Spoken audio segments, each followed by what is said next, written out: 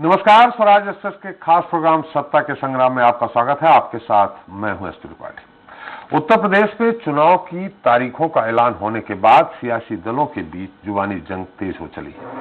साथ ही साथ दल बदल का खेल भी अब तेजी से शुरू हो गया है। चुनावी शंखनाद से पहले जहां नेता पार्टियों की अदला बदली कर रहे थे, तो वहीं अधिसूचना जारी होने के बाद 3 दिन बाद समाजवादी पार्टी ने बीजेपी को बड़ा झटका दे दिया। दरअसल बीजेपी के कद्दावर नेता और कैबिनेट मंत्री स्वामी प्रसाद मौर्य ने योगी मंत्रिमंडल से इस्तीफा दे दिया है। माना जा रहा है कि वह अब साइकिल पर सवार होंगे। दरअसल सपा सुप्रीमो अखिलेश यादव ने एक ट्वीट किया है जिसमें वह स्वामी प्रसाद मौर्य के साथ खड़े हैं और उन्होंने लिखा है कि सपा में स्वामी प्रसाद मौर्य का सम्मान और अभिनंदन है। लेकिन अब बड़ा सवाल ये उठ रहा है कि स्वामी प्रसाद मौर्य ने बीजेपी का साथ क्यों छोड़ा और उनके साइकिल पर सवार होने से सपा को कितना फायदा होगा।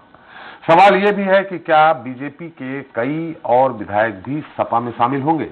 मुद्दा बड़ा है, लिहाजा सत्ता का संग्राम में आज चर्चा इसी को लेकर होगी, दल बदल का खेल।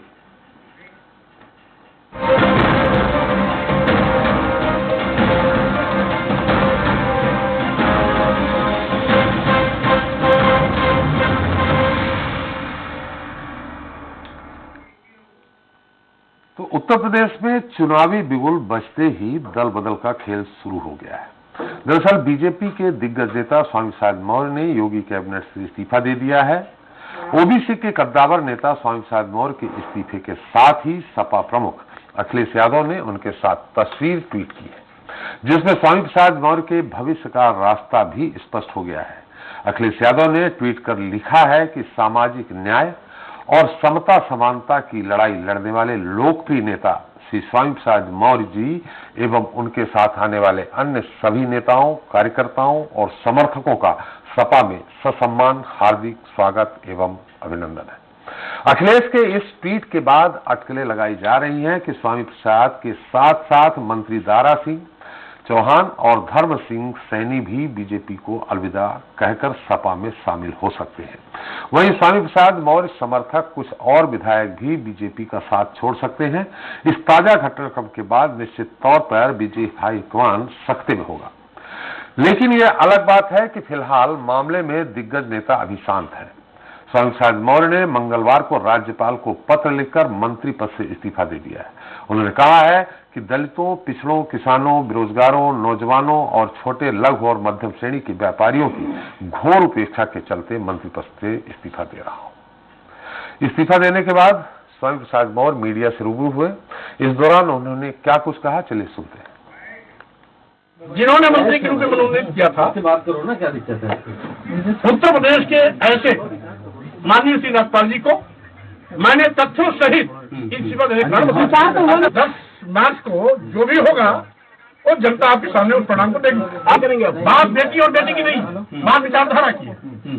अगर बेटी बेटे को या मुझको एक नहीं 50 पीढ़ी के। तो स्वामी प्रसाद ने जो कुछ कहा है, क्या वही योगी मंत्रिमंडल से इस्तीफा देने का बड़ा कारण है या असल वजह कुछ और है? वहीं स्वामी प्रसाद मौर्य के साइकिल पर सवार होने से समाजवादी पार्टी को कितना फायदा होगा, चलिए इसे लेकर चर्चा शुरू करते हैं। जिसके हमारे साथ लखनऊ से जुड़ गए हैं बीजेपी प्रवक्ता कृष्ण मोहन झा जी हैं, कृष्ण मोहन पांडे जी हैं, माफ करिएगा। पांडे जी, आपका बहुत बहुत स्वागत है। सपा नेता मुलायम यादव जी हैं, मुलायम जी आपका भी स्वागत है। कांग्रेस प्रवक्ता मिराज वली हैं, मिराज जी आपका भी स्वागत है। आप प्रवक्ता प्रतिपाल सिंह जी हैं, प्रतिपाल जी आपका स्वागत है। और हमारे साथ स्टूडियो में मौजूद हैं वरिष्ठ पत्रकार आशीष दुबे जी, दुबे जी आपका भी स्वागत है। सबसे पहले हम चलते हैं कृष्ण मोहन पांडे जी के पास, बीजेपी प्रवक्ता है हमारे साथ। पांडे जी, जो भी घटनाक्रम हुआ है इसको आप क्या कहेंगे? जब आपने बसपा से बीजेपी में उनको शामिल किया था तब स्वामी प्रसाद मौर्य बहुत अच्छे लग रहे थे, लेकिन अब कैसे लग रहे हैं? नायक से खलनायक हो गए क्या?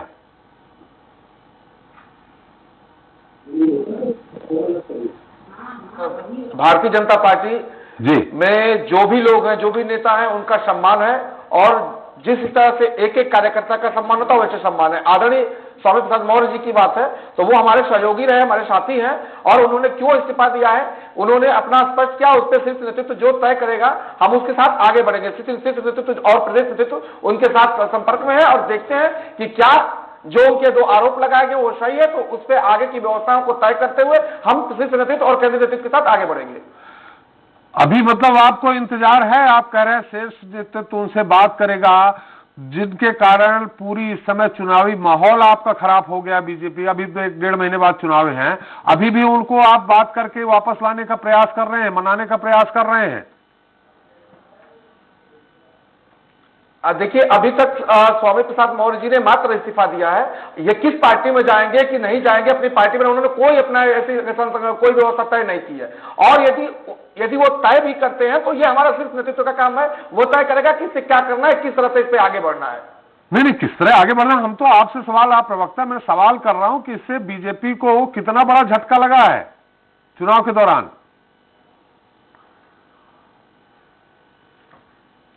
देखिए अभी भारतीय जनता पार्टी सदैव से ही विकास के मुद्दों पर बात करती है। भारतीय जनता पार्टी सदैव एक सिद्धांतों की बात करती है, एक संगठनात्मक ढांचा और उसको आगे लेके चल के समाज के अंतिम व्यक्ति का कैसे विकास होगा उस पर बात करती है। और भारतीय जनता पार्टी अपने विकास 5 वर्षों में जो विकास किया उसी विकास को लेकर जनता के बीच में जाएगी। झटका देना होगा तो जनता देगी और अगर स्वीकार करना होगा तो उत्तर प्रदेश की जनता 24 करोड़ जनता स्वीकार करेगी। ये कोई व्यक्ति विशेष या कोई एक संगठन का कार्यकर्ता नहीं तय कर सकता। यह उत्तर प्रदेश की जनता तय करेगी किसको झटका मिलेगा, किसको ताज मिलेगा। तो इसलिए भारतीय जनता पार्टी का शीर्ष नेतृत्व इस व्यवस्था को देख रहा है और भारतीय जनता पार्टी सदैव से ही विकासवादी व्यवस्था में आगे बढ़ती है। हम विकास के व्यवस्था से आगे बढ़ते हुए और जितना बेहतर हम विकास किए वो जनता के बीच में लेके जाएंगे और जनता में आशीर्वाद देगी। चलिए झा साहब, बहुत अच्छी बात कही, विकास की बात आपने अच्छी कह दी, इसीलिए मैं विकास की बात कर लेता हूं। स्वामी प्रसाद मौर्य जी ने जो इस्तीफा दिया है उस इस्तीफा में क्या लिखा है आपको मालूम होगा, नहीं हो तो मैं आपको एक बार फिर ट्वीट दिखाऊं उनका। उन्होंने इस्तीफा जो दिया है उस पर क्या लिखा है, आपने देखा है क्या? जी बिल्कुल हमने देखा है और उस पर हम भारतीय जनता पार्टी अपना उस पर मंथन कर रही है कि आखिर उन्होंने ऐसा क्यों बयान दिया, क्योंकि 5 वर्षों में उनको ऐसा कुछ भी नहीं दिखा, लेकिन अब आज ऐसा कुछ कर रहे हैं तो उस पर शीर्ष नेतृत्व विचार कर रहा है। उन्होंने लिखा है न बेरोजगारों के लिए, किसी भी क्षेत्र के लिए कोई काम नहीं हुआ है, इसलिए इस्तीफा दे रहे हैं, और आप विकास की बात कर रहे हैं। देखिए वो स्वामी प्रसाद मौर्य जी बुद्धिजीवी व्यक्ति हैं और अच्छे लंबे दिनों का उनका राजनीतिक अनुभव रहा है।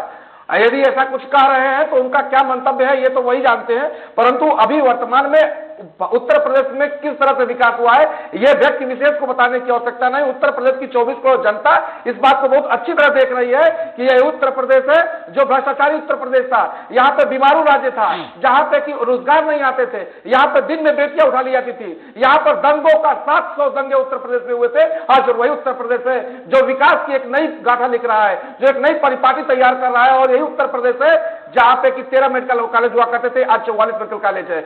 आज वही उत्तर प्रदेश है जिसका इकोनॉमी 2 लाख करोड़ हुआ करती थी, आज के समय में उत्तर प्रदेश की इकोनॉमी 6 लाख करोड़ है, जिसमें 3 लाख से ऊपर इन्वेस्टमेंट, 3 लाख करोड़ से ऊपर इन्वेस्टमेंट आकर उत्तर प्रदेश में विकास की एक नई परिपाटी लिख रहा है, एक नई स्वर्णिम भविष्य लिख रहा है उत्तर प्रदेश का। तो ये सारी चीजें उत्तर प्रदेश की जनता तय करेगी। आने वाले 10 मार्च को पुनः अपना आशीर्वाद देकर भारतीय जनता पार्टी को एक बार सरकार में देने का काम उत्तर प्रदेश की जनता करने जा रही है। सवाल हमारे कुछ और होते हैं पांडे जी, निश्चित तौर पर आप कुशल प्रवक्ता हैं और आप मुद्दा कहीं और ले जाते हैं।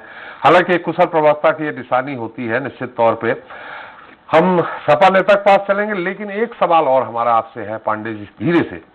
सवाल इस बात का है कि जो हमने राजनीतिक हलकों पिछले 2-3 महीने में मैंने देखा है, सुना है, उसमें यह था कि आप लोग 100 बड़े नेता बीजेपी सपा के हो, बसपा के हो, कांग्रेस के हो, उनको तोड़ करके आप बीजेपी में शामिल करेंगे, ये मुहिम चलाई गई थी। लेकिन हो रहा उल्टा। अगर देखें तो आपके ही राकेश राठौर जी टूट के चले गए, आपने कांग्रेस के एक विधायक को तोड़ा, पिछले दरवाजे से आने वाले जो विधायक हैं विधान परिषद वाले, उनके जरूर सपा के आपने 4 को तोड़ा है, लेकिन वो उल्टा गया। अभी हालांकि वो सपा में नहीं गए हैं मौर्य जी, लेकिन आपके लोग ज्यादा टूट के जा रहे हैं। ये इशारा इस बात का करता है कि अंदर अंदर कहीं लीडरशिप से असंतोष था। जो आपके मंत्री थे, विधायक थे जो टूट रहे हैं, उनको असंतोष था। विकास की आप बात करें, चलिए एक तरफ मुद्दा है, इस असंतोष को एक आपकी जो पार्टी कहते लौह कवच वाली पार्टी है, लौह कवच कैडर बेस्ड पार्टी है, उससे विधायकों का टूटना यह दर्शाता है कि आज भारतीय जनता पार्टी अपने सिद्धांतों पे नहीं चल रही है।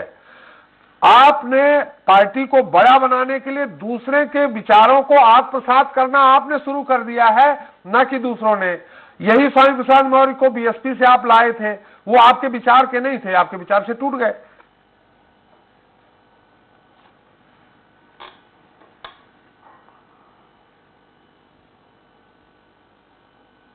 पांडे जी मेरी आवाज आ रही? पांडे जी मेरी आवाज आ रही है आपकी?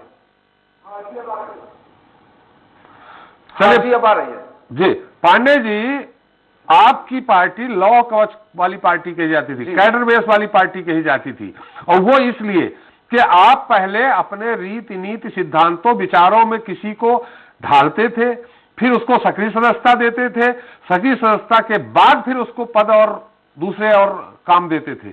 आज आपने अपनी पार्टी को बड़ी बनाने के लिए दूसरों के पार्टियों को के विचारों को आत्मसात करना चालू कर दिया है। इसी का नतीजा है ये। स्वामी प्रसाद मौर्य जी 5 साल पहले आप लाए थे, वो बीएसपी से आए थे, वो आपके विचारों में नहीं थे, इसलिए आज आपको ये दिन देखना पड़ रहा है। और आप 100 उनके लोगों को, बड़े नेताओं को तोड़ रहे थे दूसरों के, आपके उल्टा टूट रहे हैं। पिछले दरवाजे से आए सपा के 4 नेता जरूर आए हैं, बाकी आपके विधायक पहले ही एक टूट चुके हैं, अभी और लंबी लाइन लगी है। अभी एक मैं पुनः आपकी बात से मैं सहमत हूं। मैं आपसे आपकी बात पे आता हूं। आपने कहा कि तोड़ के ला रहे थे। भारतीय जनता पार्टी कभी किसी को तोड़ने जोड़ने का कार्य नहीं करती है। पांडे जी थोड़ा सा रोकूंगा आपको। पांडे जी थोड़ा सा रोकूंगा।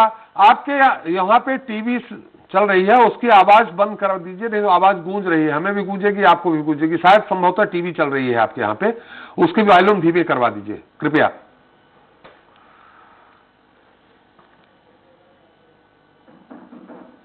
जी बोलिए आप।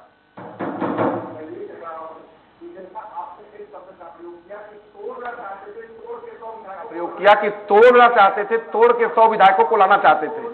मैं आपको बता दूं, भारतीय जनता पार्टी कभी तोड़ने और जोड़ने में विश्वास नहीं रखती है। भारतीय जनता पार्टी सदैव अपने सिद्धांतों की बात करती है, और हमारे सिद्धांत को जो आत्मसात करता है, जो हमारे सिद्धांत को हमारे सिद्धांत से ओतप्रोत होकर हमारे संगठन से जुड़ता है, हम उसको नए नए दायित्व के साथ समाज में एक बड़ी परिकल्पना के साथ समाज के बेहतर हित के लिए और समाज के अंतिम व्यक्ति के कल्याण के लिए हम सदैव लगे रहते हैं। और भारतीय जनता पार्टी के अपने स्थापना काल से लेकर और आज तक एक ही कार्य हुआ है, जनहित। जो समाज का अंतिम व्यक्ति हो, समाज का अंतिम व्यक्ति का उदय कैसे हो, अंत्योदय की परिपाटी से लेकर पंडित दीनदयाल उपाध्याय जी के सिद्धांत अंत्योदय को लेकर हम चलते हैं। रही बात हमारे कुछ विधायकों के जाने का, है कुछ लोग असंतुष्ट होते, बड़ा दल है तो कुछ लोग असंतुष्ट हो सकते हैं। हर व्यक्ति की आकांक्षाओं को पूर्ण नहीं किया जा सकता है, लेकिन इसका मतलब यह नहीं कि अपने सिद्धांत से समझौता किया जाए। हो सकता है कि कुछ लोग हमसे गए हैं, परंतु मैं आपको बता दूं कि आज के डेट में समाजवादी पार्टी के गठबंधन के लोग, जयंत जी के लोग और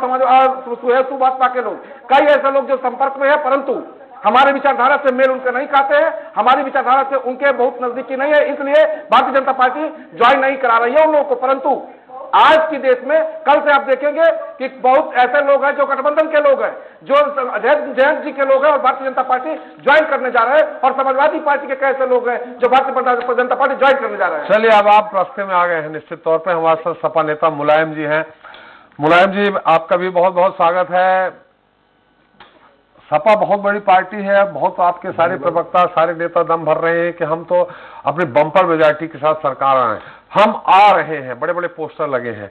फिर अगर स्वामी प्रसाद जी ने इस्तीफा दिया तो उसके तुरंत बाद आपके राष्ट्रीय अध्यक्ष अखिलेश जी को ये ट्वीट करके क्यों कहना पड़ रहा है कि आपका स्वागत है, अभिनंदन है, लोकप्रिय नेता हैं। अरे आप वो जब कहते कि मैं आना चाहता हूं तब की बात अलग है, उन्होंने अभी इस्तीफा दिया और आपने स्वागत कर दिया सीधे सीधे। तो जब आप खुद एब्सोल्यूट मेजॉरिटी के साथ आ रहे थे तो क्यों लेने की जरूरत पड़ी है? अरे कल वो बसपा से भाजपा में गए, भाजपा से आप क्या आएंगे, कल और कहीं चले जाएंगे। तो ऐसे नेता को लेने की आपको जरूरत क्या पड़ रही है मुलायम जी? देखिए, ऐसा बिल्कुल नहीं है।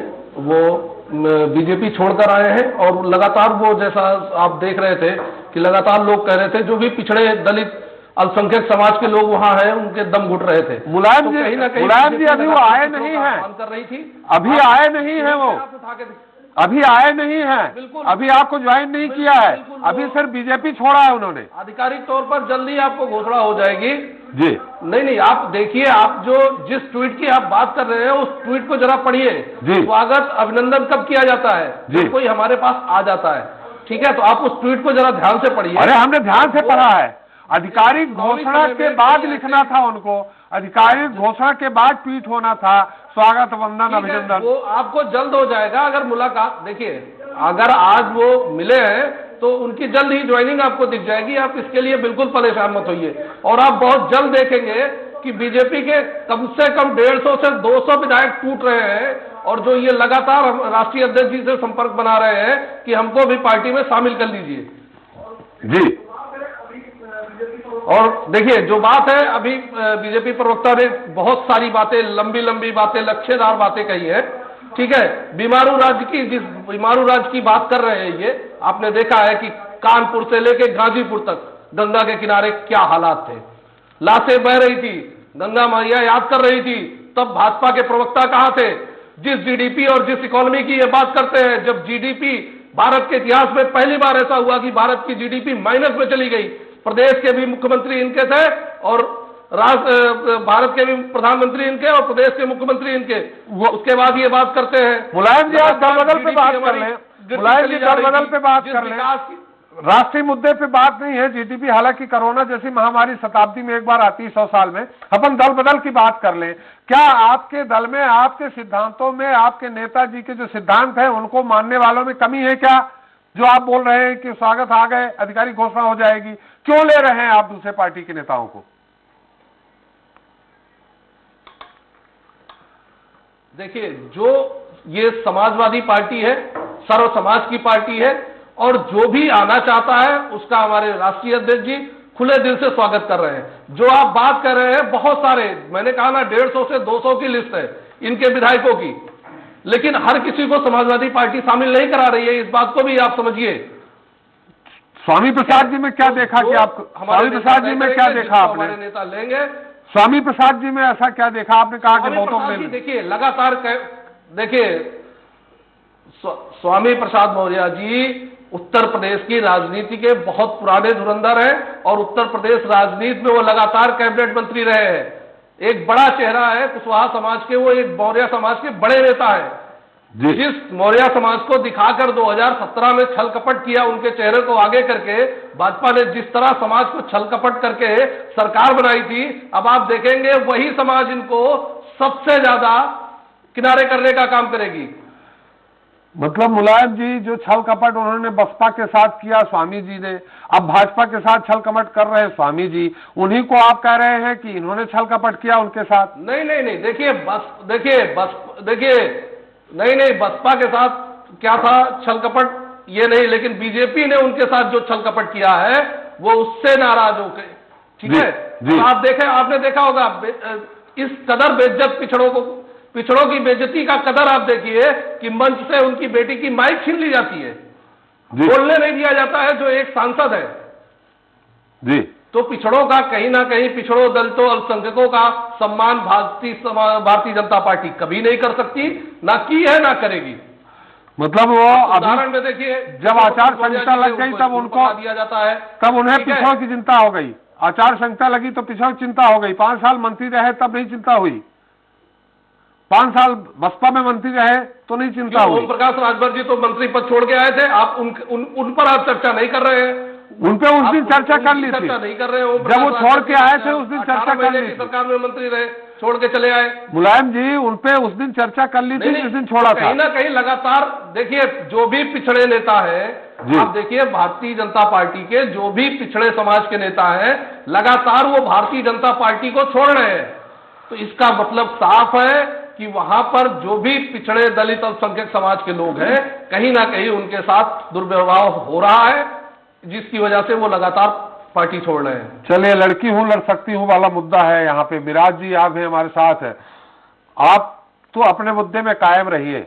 उसे आपके यहाँ भी कुछ ऑफर आ रहे हैं क्या कि हम आना चाहते हैं कांग्रेस में, या कांग्रेस के ही केवल जा रहे हैं? त्रिपाठी जी, सबसे पहले आपको और आपके व्यूअर्स को मेरा आदाब, नमस्कार और सलाम जी। देखिए, आपने अभी मुझसे पूछा कि आपके यहाँ से कुछ लोग आ रहे हैं या जा रहे हैं। सिर्फ आज का मुद्दा है स्वामी प्रसाद मौर्य जी, जिस पे आप चर्चा कर रहे थे। जी जी जी। और आज का डिबेट का मुख्य मुद्दा वही है। हाँ, मेरे हाँ। ख्याल से उसी पर चर्चा करनी चाहिए। नहीं, हमने स्वामी प्रसाद मौर्य चर्चा उसी पे है मिराज जी। चर्चा आपने भी देखा, उसी पे कर रहा हूँ कि भाजपा से कुछ जा रहे हैं, कुछ सपा से जा रहे हैं। हमने कहा कांग्रेस से अदिति सिंह पहले चली गई थी, तो क्या अभी आपके यहाँ भी बीजेपी और सपा से कोई आने का ऑफर दे रहा कि मैं आना चाहता हूं? मैंने इसलिए, चूंकि आज का मुद्दा है दल बदल का खेल। स्वामी प्रसाद जी नहीं है आज के मुद्दे, दल बदल का खेल मुद्दा है जी। हाँ ठीक है, हमारे यहाँ भी अगर कोई आ रहा है या नहीं आ रहा है तो ये हमारा वरिष्ठ नेता है, वो तय करेंगे। इसके बारे में मुझे कोई बहुत ज्यादा जानकारी नहीं है जी। मगर हम लोग पिछले काफी वक्त से अपने कैडर की ट्रेनिंग में और अपने कैडर को बनाने में लगे हुए हैं। कल भी प्रियंका जी ने एक अपने इंटरव्यू में ये बात कही है कि हमारा मकसद इस वक्त, आज ये जो चर्चा हो रही है ना दल बदल की जी, हमारी पार्टी इन सब मुद्दों से हट के चाहती है कि चुनाव में मुद्दा बने जो दब जाते हैं।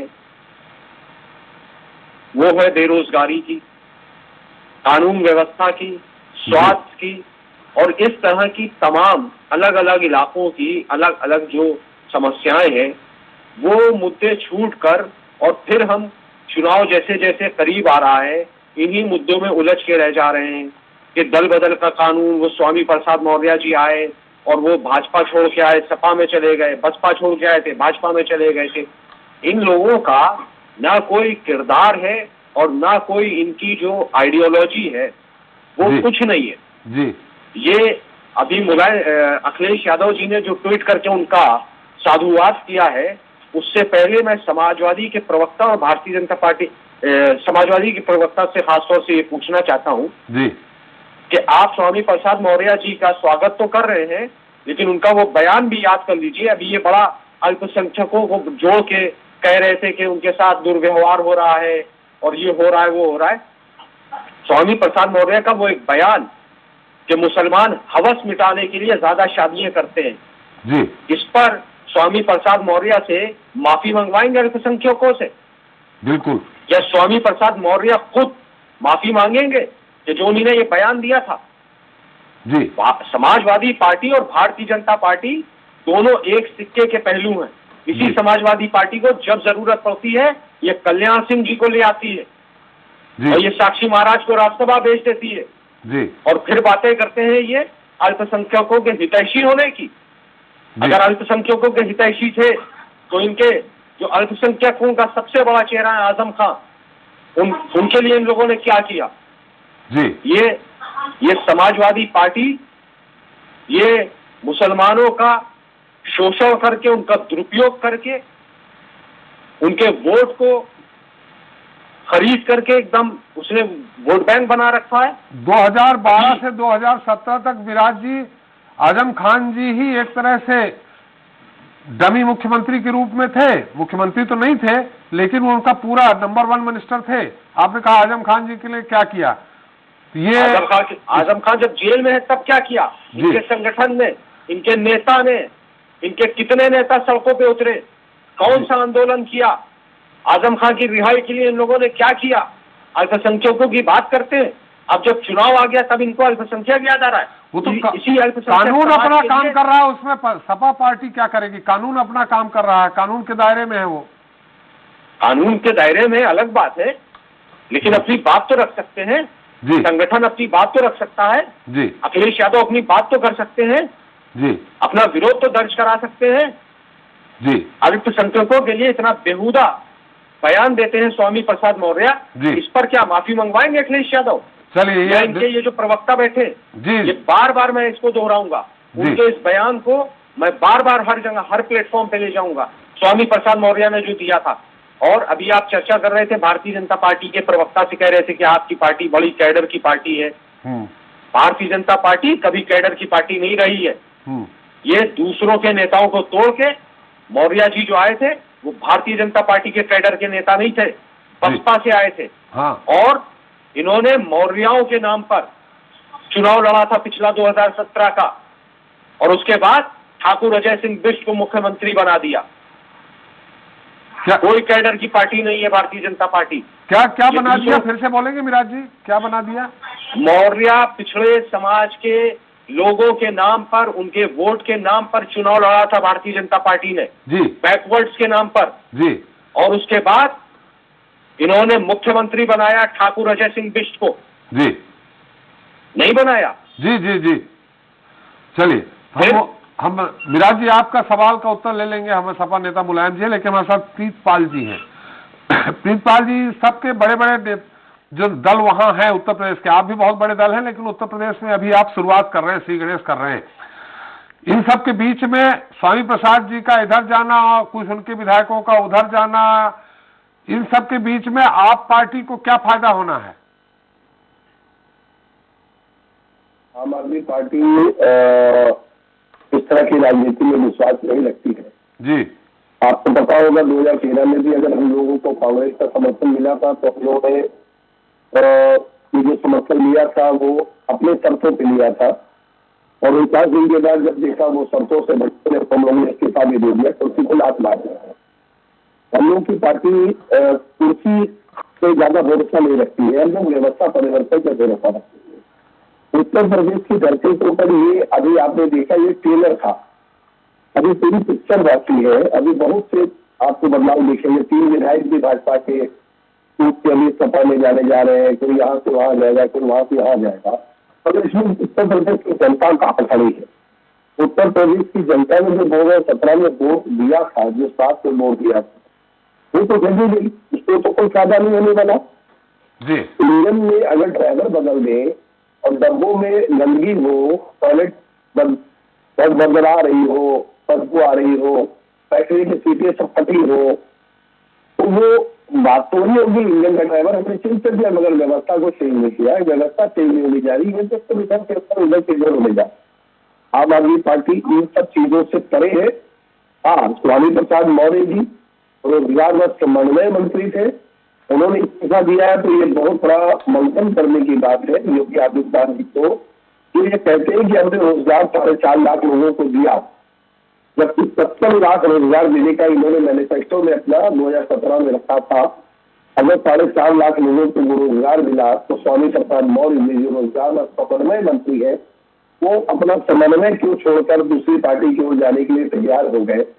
ये तो साफ साबित हो गया। जो 69,000 भर्तियां थी जिनके अभ्यर्थी आज इनको गार्डन पर और सड़कों पर लाठी डंडा काट के अपने सर फोड़वा रहे हैं, उनके साथ ये समझ में आ गया कि योगी आदित्यनाथ जी ने भी कोई भी न्याय नहीं किया, जैसे पिछली सरकारों ने न्याय के साथ नहीं किया।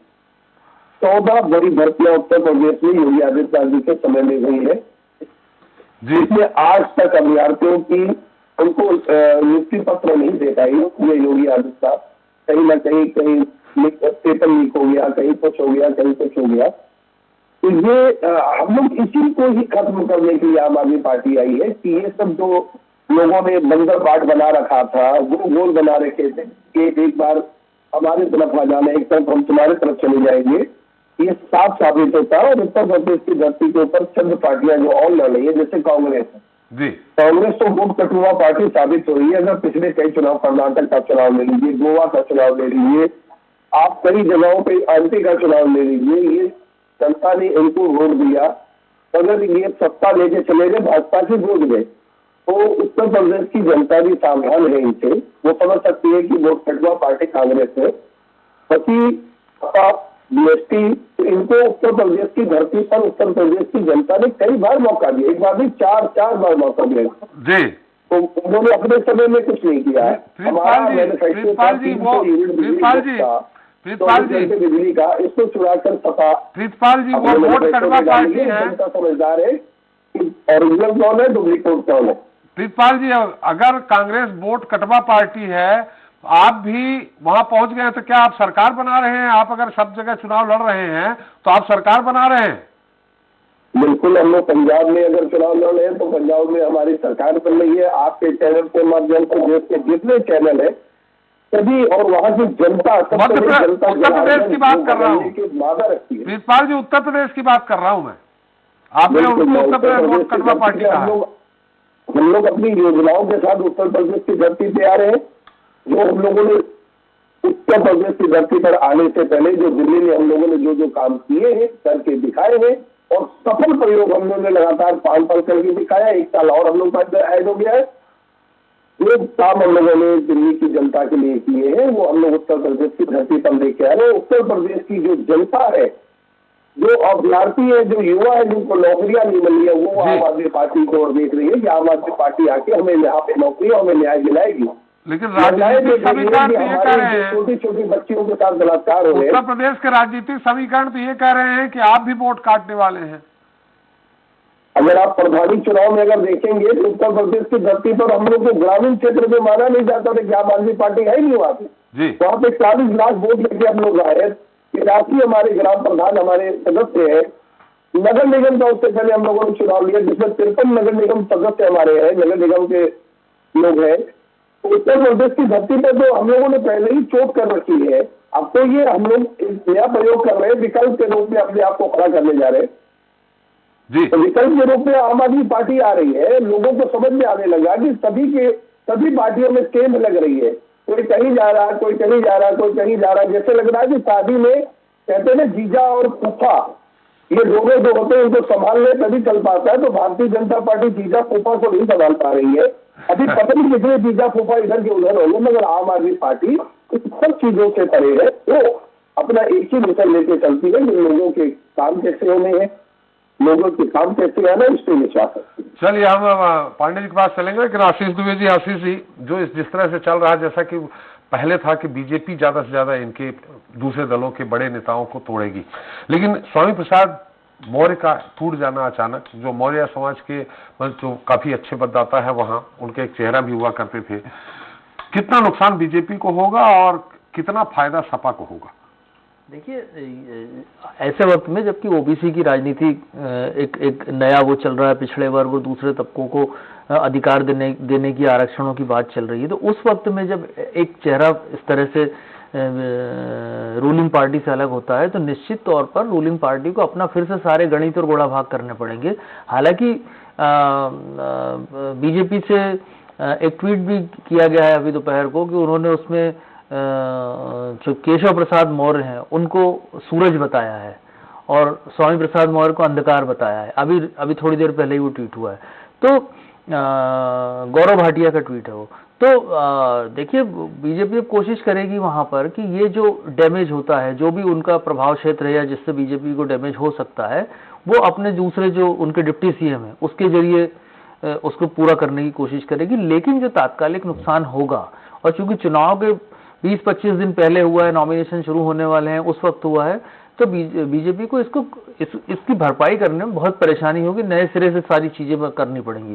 दूसरी बात है, स्वामी प्रसाद मौर्य का जाना जो है वो बीजेपी में बहुत समय से जो अंदर ही अंदर एक उत्तर प्रदेश में जो आती है बातें कि वहां पर कुछ अनरेस्ट है वहां पे विधायकों में। कुछ महीनों पहले भी आए थे, बहुत सारे विधायकों ने तत्काल वो सरकार के प्रति जो है नाराजगी जाहिर करते हुए हाईकमान को से कांटेक्ट किया था। तो ये सब उस चीजों की परिणति है।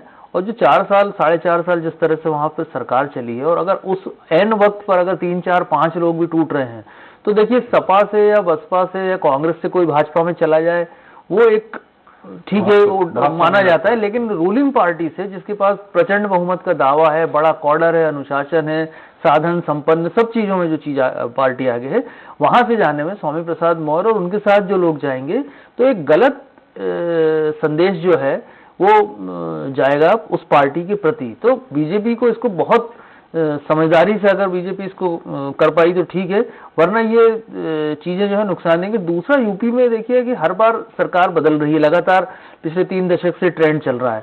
तो उस वक्त में क्योंकि अब ये चीजें साफ होती चली गई हैं कि यूपी में सीधा मुकाबला भाजपा और समाजवादी पार्टी में ही है। बाकी जो दल हैं वो अपनी अपनी भूमिका को बचाने के लिए या साबित करने के लिए ही लड़ रहे हैं। तो ऐसे वक्त में ये समाजवादी पार्टी को बहुत बड़ा एक फायदा होगा, एक साइकोलॉजिकल उनको एक लीड मिलेगी इससे। और ये सब चीजें आज तब हुई है जब आज शाम को भाजपा की चुनाव समिति भी उत्तर प्रदेश के कैंडिडेट के बारे में फैसला करने बैठ रही है। तो ये अलार्मिंग है भाजपा के लिए, और ये बताता भी है कि पिछले 3-4 सालों में सब कुछ उतना ठीक नहीं था जितना बताया गया। देखो पांडे जी हमारे पास आ रहे हैं, लेकिन मुलायम जी से एक सवाल कर लें, उसके बाद आपके पास आते हैं। जो मिराज जी ने स्वामी प्रसाद मौर्य के बारे में कहा था कि जो अल्पसंख्यकों के लिए, मुस्लिमों के लिए जो उन्होंने बयान दिया था, मैं तो वो बयान नहीं कहूंगा क्या दिया था, मिराज जी ने कहा है, आपने सुन लिया होगा। मुलायम जी, क्या उस पे आप कहेंगे, स्वामी प्रसाद जी अब आपके दल में आ रहे हैं, आपने खुद ही कहा कभी अधिकारिक तौर पर घोषणा हो जाएगी, क्या उन अल्पसंख्यकों से जो आहत हुए हैं उनके स्वामी प्रसाद मौर्य जी से किसी भी तरह से उसका खंडन करेंगे, या जैसा कि मिराज जी कह रहे हैं कि क्या माफी मंगवाएंगे? मुलायम जी। देखिए, मिराज जी तो अभी तक कुछ नहीं बोलते थे जी, ठीक है। जो बात इन्होंने कही कि जैसे भाजपा और कांग्रेस एक सिक्के के दो पहलू हैं, और ये वही करते हैं जो भाजपा चाहती है। भाजपा को सत्ता में बैठाने में सबसे बड़ा हाथ कांग्रेस का है, और आप पहले मोदी जी की उठा के देख लीजिए 2014 के चुनाव में तो लगभग 75% के आसपास कांग्रेसी ही सांसद होकर बीजेपी से दिल्ली पहुंचे थे। तो मिराज जी आज तक कुछ नहीं बोल रहे थे, मिराज जी अब इस पर बोलने आए हैं। वो कहीं ना कहीं एक एज देना चाह रहे हैं कांग्रेस बीजेपी को, इसके अलावा और कुछ भी नहीं है। और जहां तक बात कर रहे थे माननीय आजम खान साहब की, ये एकदम क्लियर है कि आजम खान साहब के साथ पार्टी कल भी खड़ी थी, आज भी खड़ी है और आगे भी खड़ी रहेगी।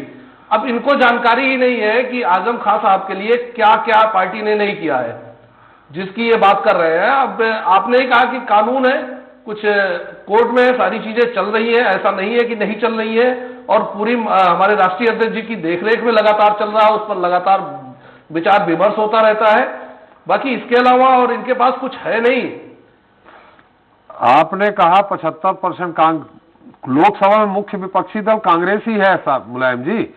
अगर बीजेपी को स्पेस दे रही होती तो मुख्य विपक्षी दल नहीं होते, समाहित हो जाते। मैं बिल्कुल आपकी बात से सहमत हूं, लेकिन आप इस बात को क्यों नहीं कह रहे हैं कि उठा के आप देख लीजिए, जो पहली सदन थी 2014 वाली, लगभग 75% जो सांसद थे वो कांग्रेस के ही थे।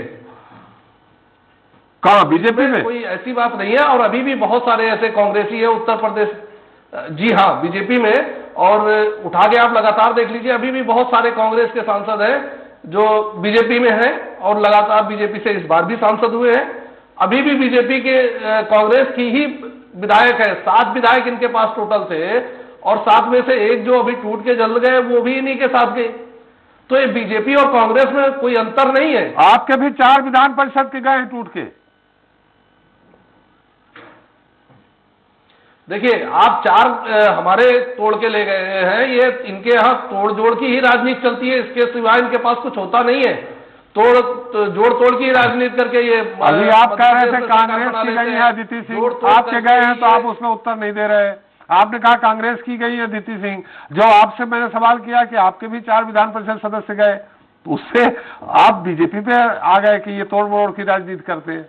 देखिए, विधान परिषद चुनाव का, देखिए विधान परिषद का चुनाव नहीं है, चुनाव विधानसभा का है, और मुख्यमंत्री विधायक बनाते हैं।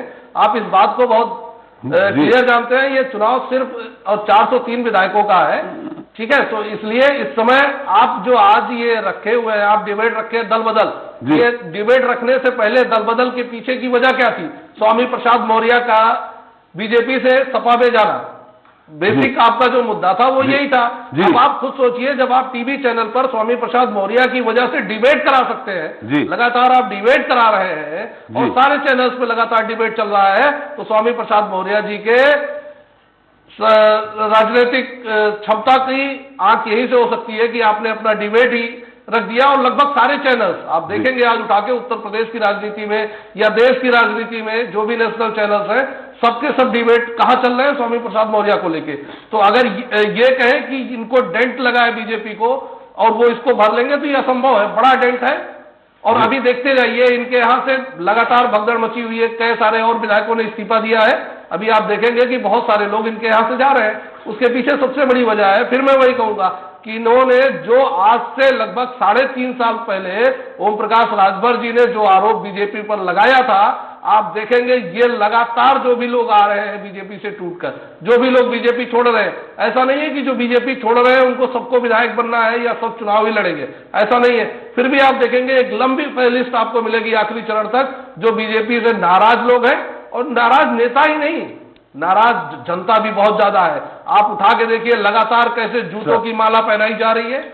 अभी उन्नाव में आपने देखा बीजेपी के जो विधायक है उनके साथ क्या हुआ। किसानों से आप पूछिए जाके कि खेतों के क्या हाल है, गेहूं लगातार चले जा रहे हैं, उसके लिए कोई इंतजाम इनके यहाँ नहीं है।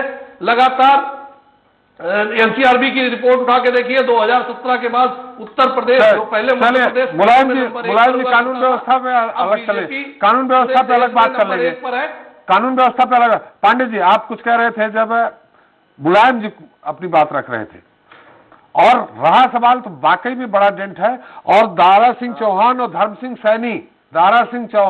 सिंह सैनी भी इशारा कर रहे हैं जाने का। सवाल पाएंगे या कि आप खंडन करेंगे?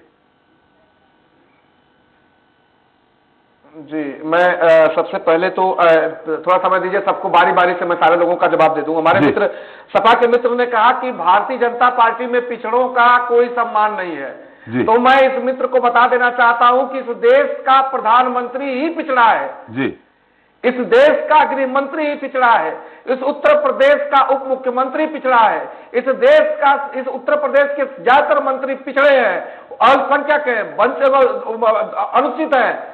इनको बता दें गृह मंत्री पिछड़ा नहीं है, पार्टी सिर्फ एक गृह मंत्री पिछड़ा नहीं है, विशेष को लेकर चलने वाली पार्टी नहीं है। गृह मंत्री पिछड़ा नहीं है, पार्टी सर्व समाज को लेकर चलने पार्टी और सारे लोगों का, पांडे जी गृह मंत्री पिछड़ा नहीं है। प्रतिनिधित्व, वो पिछड़ा हो, अगड़ा हो, दलित हो, अल्पसंख्यक हो, सारे लोगों को साथ लेकर एक देश के नागरिक के नाते, इस देश के नागरिक के नाते जिसके अंदर जो क्षमता है उस क्षमता के अनुरूप कार्य करना और उसको सम्मान देने की जो व्यवस्था है वो मात्र भारतीय जनता पार्टी में है, जो देश के लोकतांत्रिक व्यवस्था में विश्वास रखती है। दूसरी बात, हमारी मित्र ने कहा कि गंगा में लाशें बह रही थी। साहब, ये आप विपक्ष के भी अपने लोग हैं, कुछ भी कर सकते हैं। WHO ने रिपोर्ट दी है कि उत्तर प्रदेश का मुख्यमंत्री दुनिया में और भारत में सबसे बेहतर कोरोना प्रबंधन का हुआ था तो उत्तर प्रदेश में हुआ था। जी आऊंगा हमारे प्रीतपाल जी आऊंगा, उनकी बात आने दीजिए। 4.5 लाख, जी आप बात पूरी करिए पांडे जी। हमारे आपके मित्र ने कहा कि 4.5 लाख रुपया, 4.5 लाख नौकरियां इन्होंने दी और 70 लाख का वादा था। साहब, 4.5 लाख नौकरियां हमने सरकारी नौकरी दी और उसके बाद से अन्य संस्थानों में हमने लगभग 50-65 लाख नौकरियां दी है, जो जितना हमने वादा किया पूरा किया। और रही बात 70 लाख रोजगार देने की, तो रोजगार का मतलब सरकारी नौकरी नहीं होता है। यदि सरकारी नौकरी, रोजगार का मतलब सरकारी नौकरी है, तो मैं कहता हूं कि इस देश का अंबानी भी बेरोजगार है, इस देश का अडानी बेरोजगार है। रोजगार जीवन जीने के साधन जो होते हैं और उसके लिए जो उपयोगी व्यवस्था हो सकती है, रोजगार उसको कहते हैं। 4.5 लाख सरकारी नौकरी और 65 लाख के करीब गैर संस्थानों में हमने नौकरी दी है। हमारे कांग्रेस के मित्र, मैं आपको बता दूं, सपा और बसपा, सपा और कांग्रेस, ये वही लोग हैं। आप देखेंगे 2014 से पहले के देश के परिदृश्य को, तो देश में जो 2G होता था, 4G होता था, जीजाजी होता था, इस सबके इसमें मुख्य व्यवस्था के रूप में कांग्रेस और उसके सहयोगी के रूप में सपा, बसपा और कम्युनिस्ट हुआ करते थे। तो ये सारे लोग जो जिनका रोजगार छिन गया है, जिनके जीजाजी जेल में जाने वाले हैं, जिनका 2G खुला, जिनका 4G खुला, ये सारे लोग भयभीत हैं, परेशान हैं कि कैसे 14 से और 22 हो गया, 24 आने वाला है। इस देश में कैसे भाजपा को उखाड़ फेंका जाए, परंतु इस देश की जनता का विश्वास भारतीय जनता पार्टी में है, क्योंकि भारतीय जनता पार्टी ने अपने कर्म से, वचन से, व्यक्तित्व से जनता के बीच में विश्वास पैदा किया है। और इसका नतीजा यह है कि 14 जीते, 17 जीते, 19 जीते और बड़े दावे के साथ कह सकता हूं कि 22वीं पूर्ण बहुमत की सरकार बनाने जा रहे हैं। लेकिन बिखराव हो रहा है, बिखराव हो रहा है पांडे जी। जी बिल्कुल, कुछ मैं पुनः इस बात को बड़े जिम्मेदारी पूर्वक स्वीकार करता हूं कि कुछ लोग असंतुष्ट है, उस असंतुष्टों को मनाने का, उनको समझाने का प्रयास किया जा रहा है। यदि हमारी विचारधारा सैद्धांतिक रूप से वो वास्तव में हमारे साथ है तो हमारे साथ रहेंगे। हाँ, कुछ लोग हैं जाएंगे, जाए उनका, देखिए यदि कोई व्यक्ति कोई भी दल छोड़ता है तो उसका निजी मामला है, उसका व्यक्तिगत मामला है। यदि कोई आरोप लगाता है तो हम उसकी जांच करेंगे, उसकी व्यवस्था को देखेंगे, और यदि कहीं हमसे गलती हुई है तो उसको सुधारने का प्रयास करेंगे। परंतु जी जी, भारतीय जनता पार्टी का जनता में विश्वास है, उत्तर प्रदेश की 24 करोड़ जनता में विश्वास है, और वो जनता उत्तर प्रदेश में भारतीय जनता पार्टी के साथ खड़ी है। और हम उत्तर प्रदेश की जनता में अपना विश्वास जीतने के लिए जन विश्वास यात्रा लेके गए थे। अपोहार जन समर्थन, वो जन समर्थन जो जन सैलाब निकला था, और पुनः 10 मार्च को वो जन सैलाब वोट में तब्दील होकर भारतीय जनता पार्टी की पुनः एक बार सरकार बनेगी। चलिए पांडे जी, मुलायम जी आप कुछ कहना चाह रहे हैं, लेकिन हम आते हैं प्रीतपाल जी, बार बार कुछ, विराट जी आपके पास भी आते हैं। प्रीतपाल जी, आप जब पांडे जी अपनी बात कह रहे थे तो आप उसमें कुछ प्रत्युत्तर देने वाले थे। इन्होंने अपने ही गृह मंत्री को पिछड़ा कह दिया, इन्होंने वेव में आकर, क्योंकि ये उस पार्टी से आते हैं कि ये लोगों की भावनाओं से खेलने का काम करती है पार्टी, भारतीय जनता पार्टी। नहीं, कैसे, अगर आपने देखा होगा, कैसे आप, थोड़ी आवाज आपकी गूंज रही है प्रीतपाल जी। मेरी आवाज गूंज रही है, ये आप ही के पास तरफ से है, मेरे तरफ से तो नहीं है फिलहाल, मेरे पास तो कुछ जी। मेरी आ रही, अब आ रही आवाज? हाँ, आ रही, आ रही। हाँ, मैंने ये कहा कि इन्होंने नौ में आकर अपने ही एक जो केंद्रीय मंत्री उनको कह दिया ये पिछड़े हैं। इन्होंने एक बात कही कि ये योगी आदित्यनाथ जी को WHO ने क्लीन चिट दी थी और कहा था कि इन्होंने बड़ा अच्छा कोरोना काल में काम किया। तो आपको भी पता है, आप वरिष्ठ पत्रकार हैं, कि उन्होंने किस संदर्भ में कहा था, और ये जब बात मीडिया में गई तो तुरंत WHO ने इस ट्वीट को वापिस भी ले लिया था। उत्तर प्रदेश की धरती के ऊपर इन्होंने कोरोना का कहा कि कोरोना काल में योगी आदित्यनाथ जी ने बहुत अच्छा काम किया, बहुत अच्छा काम नहीं, बहुत घटिया काम किया। उनकी 9/11 के लिए सिलेंडर नहीं है, और जब उसकी जनता जानती है, जनता जनार्दन तब जानती है क्या खेल चल रहा उत्तर प्रदेश की धरती के ऊपर। लोगों को मरने के लिए छोड़ दिया, लोग जब मर गए तो शमशान घाट में जलाने की जगह नहीं दे पा रही थी आपकी योगी आदित्यनाथ। देखिए, सबसे बड़ी बात यह कि झूठ का पुलिंदा जो भारतीय जनता पार्टी है, यहाँ की बात वहां की बात, इधर की बात उधर की बात करने में बहुत माहिर है लोग, ये लोग झूठ बोलने में बहुत माहिर है। ये तो आप समझ सकते हैं कि पूरे देश की जो आबादी है वो 130 करोड़ की है, उत्तर प्रदेश की आबादी लगभग 20 करोड़ की है, और 15 करोड़ लोगों को उन्होंने मुफ्त का राशन दे दिया। आने वाली होली तक का ये मुफ्त 24 करोड़ है लगभग, 24 करोड़ भी अगर मान ले तो 24 करोड़ की आबादी में 15 करोड़ की आबादी को ये राशन दे रहे हैं मुफ्त का। और बता रहे कि उत्तर प्रदेश से हम लोगों ने राम राज में ले आए, राम राज में क्या सब भूखा खाने के लिए बैठे हुए? राम राज में भारतीय जनता पार्टी के प्रवक्ता बता दे, क्या राम राज यही होता है कि 24 करोड़ की आबादी में 15 करोड़ की आबादी मुफ्त का राशन लेने के लिए लाइन में खड़ी है? लेकिन भारतीय जनता पार्टी को प्रीतपाल जहाँ पे पिछड़े नेताओं की कोई इज्जत नहीं होगी, भूमि पूजन होता है, तो पिछड़ा नेता जो उप मुख्यमंत्री है उनको दूर बैठाया जाता है प्रीतपाल जी। और वही पिछड़ा नेता जो था, जो कलराज मिश्र ने और लालजी टंडन ने मंच के ऊपर से हाथ झटक लिया था उनका 2017 में, हम आप सबने लिखा था। हो चुकी है प्रीतपाल जी, आपने मुख्यमंत्री को उन्होंने नहीं कहा।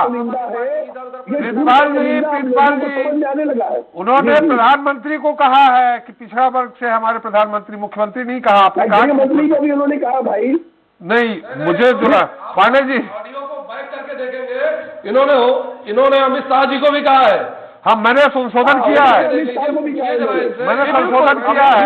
जैन समुदाय से आते हैं, इस देश का जैन समुदाय क्या पकड़ा है? जैन समुदाय में आता है। कांग्रेस ने बनाया कौन है? इस देश का संगठन कौन है? बौद्ध है, ईसाई है, पार्टी है, नौकरी दिलाने वाली पार्टी है ये जी। चलिए प्रीतपाल जी, मिराज जी कुछ कहना चाह रहे हैं। जी मिराज जी, संक्षेप में, थोड़ा समय कम है।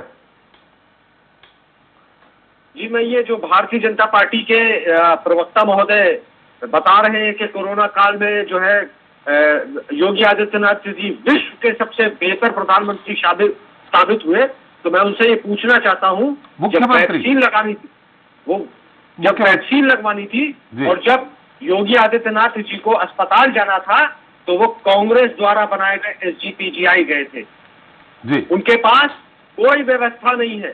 वो वहां से बैठ के झूठ बोल रहे थे कि सारी जो है व्यवस्था चुस्त दुरुस्त है और लोग यहाँ मर रहे थे। ये भारतीय जनता पार्टी के लोग अलावा झूठ बोलने के कोई और काम नहीं करते हैं। इन्होंने पिछड़ों के नाम पे चुनाव लड़ा था। मैं बार बार रिपीट कर रहा हूँ, पिछला चुनाव आपने पिछड़ों के नाम पे लड़ा था, लेकिन मुख्यमंत्री आपने बनाया ठाकुर अजय सिंह बिष्ट को। आपने मुख्यमंत्री क्यों नहीं बनाया? आपके संग में कितने पिछड़े लोग हैं? रखा था, ये पूरा देश जानता और देश के सामने आएगा। कितने साबित हुए? झूठ बोल रहे हैं। नहीं चलेंगे, इस देश में विकास चलेगा। अब जीजा जी जेल जाएंगे, दीदी जी जेल जाएंगे, अब ये देश विकास पे चलेगा। भटक रहे हैं, मुद्दे से भटक रहे हैं हम। पांडे जी, मुलायम जी, विराट जी मुद्दे से भटक रहे हैं। मुद्दा दल बदल का खेल है, मुद्दा हमारे साथ आशीष जी है। आशीष जी, ये कितने दूर तक ये मुद्दा जाएगा? और हमें लगता है कि जैसे अभी हमें जो खबर मिल रही कि दारा सिंह चौहान और धर्म सिंह सैनी जो स्वामी प्रसाद मौर्य जी के निकटस्थ थे, वो भी इशारा दे रहे हैं जाने के लिए। कि नए जो दृश्य हैं वो देखने को मिल सकते हैं, क्योंकि इसकी पृष्ठभूमि जो है कुछ समय पहले तैयार हुई थी। वो सही जो लोग जा रहे हैं वो सही कारणों से जा रहे हैं या किसी राजनीतिक लाभ की वजह से जा रहे हैं, ये चीजें आगे आने समय में स्पष्ट हो जाएंगी। लेकिन जो अंदर जो प्रबंधन है उसको लेकर कहीं ना कहीं सभी के मन में, काफी लोगों के मन में कुछ न कुछ शिकायतें हैं। लेकिन इन सब के बावजूद भी उत्तर प्रदेश का जो विधानसभा का चुनाव होने वाला है वो बहुत व्यापक संदर्भों में, व्यापक अर्थों में अर्थ वाला चुनाव है।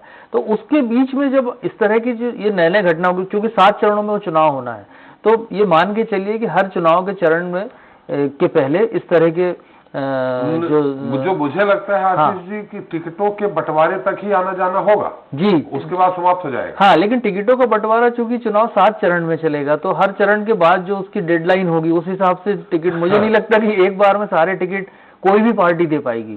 और बीजेपी के लिए टिकट देना मुश्किल होगा, क्योंकि जो नया संदर्भ बना है, और समाजवादी पार्टी को भी टिकट बांटना आसान नहीं होगा, क्योंकि उन्होंने इतने सारे अलग अलग विचारधाराओं के लोगों को, दलों को, नेताओं को शामिल किया है। तो निश्चित तौर पर समाजवादी पार्टी को भी टिकट संघर्ष करना पड़ेगा अंदरूनी तौर पर। तो जब इस तरह की स्थितियां बनेंगी तो जो दूसरे दल हैं वहां पे लोगों के आने और जाने के दरवाजे भी खुलेंगे। तो इस स्थिति में ये चुनाव जो है, आज जो एक मैसेज स्वामी प्रसाद मौर्य के साथ निकला है, वो यही बता रहा है कि उत्तर प्रदेश के चुनाव जो है वो इस तरह की पूरी एक कथा और पटकथा के साथ आगे बढ़ेंगे। बिल्कुल, लेकिन चलते चलते पांडे जी ये जरूर है कि जिस तरह रूलिंग पार्टी से जाना और समाजवादी पार्टी से आपके इधर नहीं आ रहे, ये संकेत अच्छे नहीं है पांडे जी। मुलायम जी, समय समाप्त हो गया, फिर चर्चा कर लेंगे, कल चर्चा कर लेंगे, हम लोग बहुत सारे मुद्दों पे बैठते रहेंगे।